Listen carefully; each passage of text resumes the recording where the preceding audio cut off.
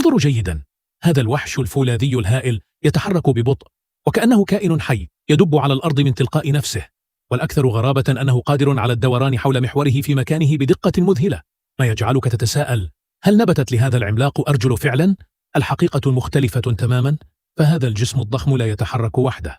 بل يتم نقله بواسطة واحدة من أعظم المركبات الهندسية التي صنعها الإنسان،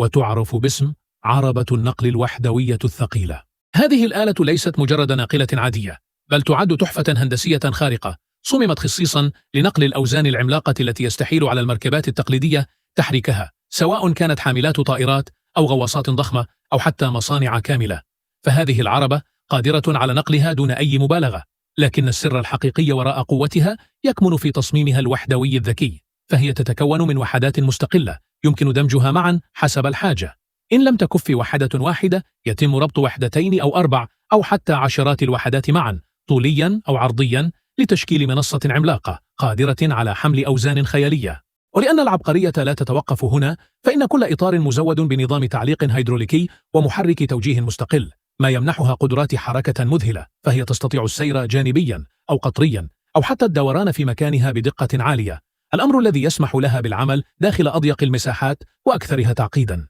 كما تمتلك نظام توازن تلقائي يحافظ على استقرار الحمولة فوق الطرق الوعرة ويمنع الانقلاب، إضافة إلى أنها تعتمد على إطارات مطاطية، لذلك لا تحتاج إلى سكك حديدية، بل يمكنها التحرك داخل المصانع ومواقع الإنشاء والموانئ وحتى الشوارع العامة. والأكثر إدهاشا أن هذه التكنولوجيا لا تمتلك القدرة على تصنيعها حاليا سوى ألمانيا والصين فقط، لكن الفارق الحقيقي أن ألمانيا تستطيع دمج ما بين 6 إلى 10 وحدات كحد أقصى، بينما تمكنت الصين من تطوير نسخ قادرة على دمج ما يصل إلى 64 وحدة معا لتكوين أضخم ناقلات في العالم بقدرة تصل إلى 50,000 طن. والأغرب من ذلك كله أن هذه الناقلات العملاقة ليست للبيع أصلا، بل تؤجر فقط حفاظا على الأسرار الهندسية والتفوق الصناعي، ومنع انتقال هذه التقنية الخارقة إلى الخارج.